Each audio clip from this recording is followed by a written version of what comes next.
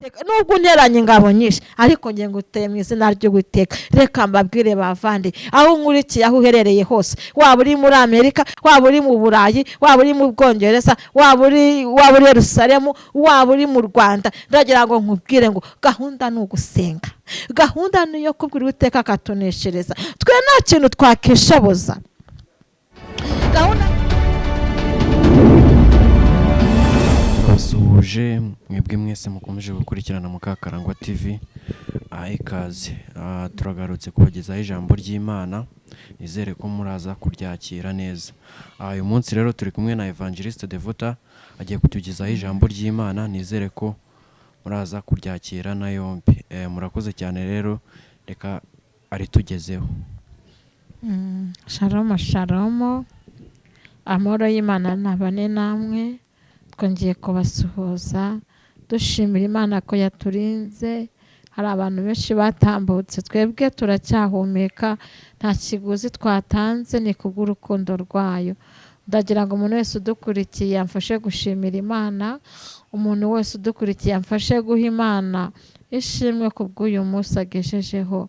Agihumeka umwuka w'abazima. Hari abari mu bitaro nabo turabihanganishije, hari abafite ibibazo turabihanganishije, hari ababuze igisubizo, hari abategereje ubutabazi, bose turabihanganishije. Bakomerere mu mwami, kuko kuza k'umwami Yesu azaza ntabwo azatinda. Reka dutangire dusenga Imana.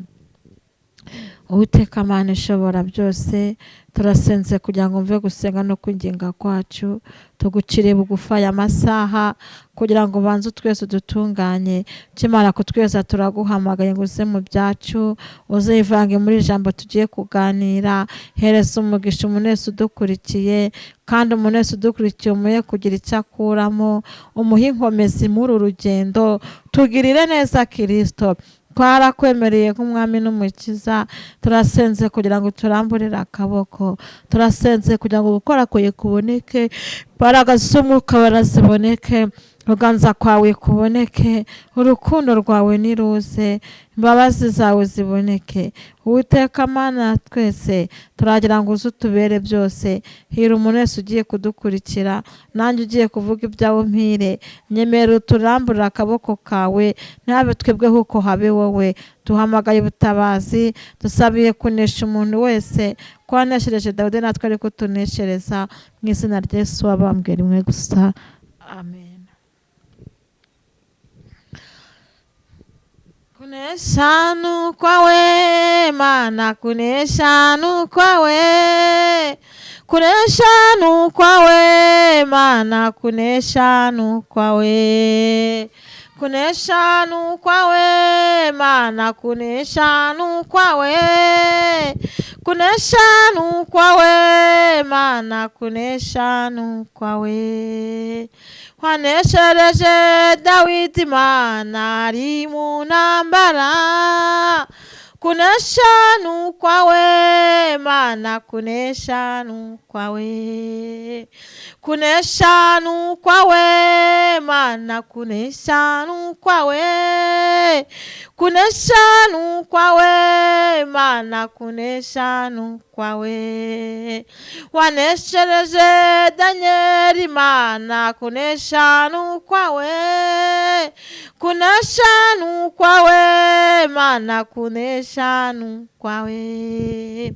Waneshereje Lazaro Mana ubwo yazukaga, kunesha ni ukwawe Mana, kunesha ni ukwawe. Waneshereje Devota Mana, kunesha ni ukwawe, kunesha ni ukwawe Mana, kunesha ni ukwawe. Waneshereje Bizera Mana, kunesha ni ukwawe, kunesha ni ukwawe Mana, kunesha ni ukwawe, ni ukwawe, kunesha ni ukwawe Mana, kunesha ni ukwawe. Haleluya. Reka dutangire dusoma ijambo ry'Imana. Intego mfite ni intego ivuga ngo kunesha no kw'Imana. Abantu ntabwo bagufasha kunesha ngo utsinde urugamba, ariko Imana igufashije kunesha ujya ubasha gutsinda urugamba. Abantu benshi bahaguruka, inzovu zahaguruka, abantu uduhumbi bahaguruka, ariko kuko kunesha ari ukw'Imana ushobora kunesha ba bantu bose bishyize hamwe, ukabasha kunesha ukabatsinda. Uyu mwanya ndagira ngo kunesha kuko ari ukw'Imana. Twumve ijambo ry'Imana rigira ahantu rituvana rishyira aho ridushyira, ariko umuntu wese yumve ko kunesha ari ukw'Imana. Kunesha si ukw'abantu, ahubwo kunesha ni ukw'Imana. Imana yaneshejeje Dawidi, Imana yamugiriye neza. Natwe uyu mwanya turagira ngo Imana izi tuneshereze. Niyo ntego nzanye. Reka dusome ijambo ry'Imana dusanga muri Samweli wa kabiri ibice 12. Turasoma kuva ku murongo wa 29. Turasoma mu izina rya Yesu. Haratse ngo Dawidi atsinda Iraba. Bukeye Yowabu atera Iraba y'Abamoni, atsinda ururembo rwabo. Aherako atuma intumwa kuri Dawidi atya ati, narwanye n'ab'Iraba kandi nahinduye umudugudu w'amazi. None teranya abantu basigaye aho, uze ugerereze imbere y'umudugudu, uwutere uwuhindure, ne kuba ari njye uwuhindura bakawunyitirira. Nuko Dawidi ateranya ingabo zose, arahaguruka atera Iraba, arwana n'abagabo arabahindura. Ambura umwami wabo ikamba ku mutwe, kuremera kwaryo kwari italanto y'izahabu, kandi muri iryo baritegesha Dawidi ku mutwe. Maze muri uwo mudugudu anyagayo iminyago myinshi cyane, akuramo abantu baho, abakereza inkero n'ibyuma biharura n'intorezo z'ibyuma, kandi abanyuza mu itanura ry'amatafari. Uko niko yagenzaga imidugudu yose y'Abamoni. Nuko Dawidi n'ingabo ze zose basubira i Yerusalemu. Amina. Dusomye ijambo rikomeye, ijambo rikomeye cyane. Uyu mugabo Dawidi ngo yagiye gutera ahantu bita Iraba, ariko Iraba ntabwo yagiye kuhatera ari we byibwiye. Imana ishimye. Ubwo Abamoni ngo bari kurwana, haleluya, ngo bari kurwana, byari bikomeye cyane, ngo hari y'intambara iteye ubwoba. Ariko nubwo intambara yari ihari, bari kurwana na Yowabu. Ariko Yowabu abonye yuko agiye kubatsinda, aravuga ati, nimba atsinda nkahafata, atari njye mwami, ni njye bazahitirira. Ubundi muri make umuntu urwanye agafata ahantu, niwe bahita bahaha, kuko niwe bahitirira uba waharwaniriye. Noneho Yowabu abonye ko agiye kuhafata, ngo yaramaze gufata n'ahantu ku midugudu, yahinduye n'amazi, ibintu byose ngo yari yabifashe, ariko abona ko adakwiriye kuhitirirwa, kandi hari umwami witwa Dawidi. Haleluya. Arangije ngo atumaho Dawidi ati, waje ukarwana aha hantu, kureba naringejeje kure, ko njyewe ikibazo ngize nanze kuhitirirwa kandi uhari. Imana ihabwa icyubahiro. Hari abantu babumva bakwitirirwa ibyo badakora, hari abantu babumva barwanirira ibyubahiro atari ibyabo, ariko kuva na kera ntabwo, haleluya, abantu barubahanaga mu murimo w'Imana. Ukubaha umushumba, bakubaha uko bagenda bakurikirana, bakoze Imana bakubahana. Ariko ubu muri iyi minsi abantu barwanira icyubahiro, kandi icyubahiro ari icy'Imana. Abantu barwanira intsinzi batashatse, ariko wowe ntukazajya urwanira intsinzi utashatse. Ahubwo muri iri jambo Imana itugirire neza, twumve nk'uko yumviye Dawidi. Nuko ngo Dawidi araza, haleluya, azana ngo n'izindi ngabo nyinshi. Amaze kuzana n'izindi ngabo nyinshi, hari ikintu gikomeye yakoze, haleluya. ngo araza ararwana, akimara kurwana uhita afata ikamba ry'uwo mwami wabo w'Abamoni.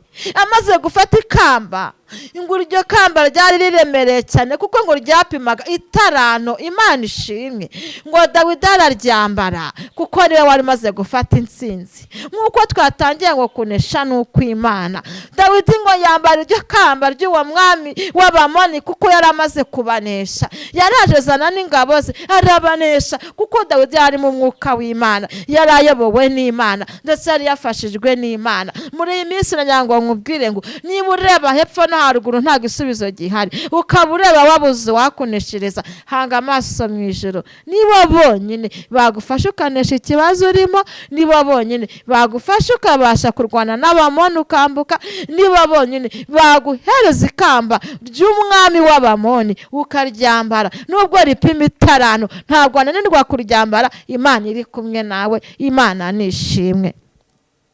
Nuko Dawidi ngarangije ngo aragenda arabakira n'inkero abo Bamoni, aragenda arabicara barangiza, bamwe ngabacisha ngo mu madafari y'umuriro. Arangije kurangiza kubarangiza, amaze kuhafata haramwitirirwa. Hamaze kumwitirirwa ngarongera asubira i Yerusalemu. Imana ihabwa icyubahiro. Ndagira ngo nkubwire ngo amateka yawe akwiye guhinduka. Amateka yanjye Imana ni yahindura uyu mwanya. Uko yabanye na Dawidi, uko Yowabu yikanze kuvuga ngo sindi buze kuzamura izina ryanjye kandi atari njye ubikwiriye, hari undi ubikwiriye, nawe Imana ikuzamurira izina. Imana ihabwa icyubahiro. Imana ikuneshereze Abamowabu bakumereye nabi. Imana ikuneshereze, yo haleluya haleluya. Imana ikuneshereze, Imana iguhagarareho, Imana igutsindishirize, Imana igufata akaboko, Imana ikwiyereke, Imana igukubitira Abamoni, Imana ivugira Abamoni ngo nibaceceke kuko kunesha ari ukw'Imana. Abamoni baba bari henshi ariko Imana iri kumwe nawe iraguha kunesha. Nuko Dawidi aranesha kuko yari kumwe n'Uwiteka. Muzi uburyo Imana yabanye na Dawidi nanone ajya kubana na Goliyati. Goliyati yari yararenganyije Abisiraheli cyane, ariko ngo umunsi umwe Dawidi aravuga ngo ngiye kureba uwo mugabo wamaze ubwoko bw'Imana. Aragenda aravuga ngo ngiye ndamutera mu izina ry'Uwiteka. Muzi ko yahuye nawe yamubona ari muremure ari munini, nubwo unteranye ingabo nyinshi, ariko ngiye nguteye mu izina ry'Uwiteka. Reka mbabwire bavandi, aho nkurikiye, aho uherereye hose, waba uri muri Amerika, waba uri mu Burayi, waba uri mu Bwongereza, waba uri Yerusalemu, waba uri mu Rwanda, ndagira ngo nkubwire ngo gahunda ni ugusenga. Gahunda ni yo kubwira Uwiteka akatuneshereza. Twe nta kintu twakishoboza. Gahunda ni ukwiringira Imana ufite, ukiringira imbaraga ifite, ukiringira ubutwari ifite, ukamenya yuko ari ifite kunesha. Iri hejuru y'amajuru, iri hejuru y'ikintu cyose kiri kukurwanya muri iyi minsi. Ndagira ngo amatariki ku kwezi kwa gatatu umuntu wese wari ufite Abamoni bamumereye nabi navuga ngo ndabanesheje mu izina rya Yesu, kuko Imana ibanye nanjye nk'uko yabanye na Dawidi. Nuko ngo maze Dawidi arangije niko gufata ibuye ararimutera Goliyati, ngagwa mu nzira ahita apfa. Yamuteye akabuye ariko yari yazanye n'ingabo nyinshi ntiyamushobora. Imana nihabwa icyubahiro. Iyi Mana yacu ni Imana ikomeye. Haleluya. Iyi Mana yacu ni Imana igira neza. Iyi Mana yacu ni Imana isezerana igasohoza. Iyo wavuganye nayo akaba ariyo mwavuganye, ibikurikirana neza ku murongo. Akira kunesherezwa n'Imana mu izina rya Yesu. Reka dusenga Imana.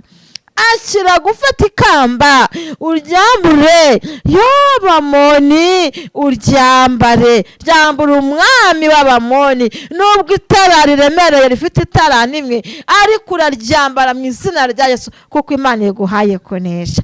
Umuntu wese udukurikiye afashwe n'iri jambo, nanjye riramfashije, haracyariho ibyiringiro yuko igiti cyatemwe ariko kikongera kigashibuka. Umaze igihe kinini waratemwe, ariko Imana ivuganye nanjye ngo ningubwire ngo ugiye kongera gushibuka. Imana ihabwe icyubahiro. Reka dusenga Imana.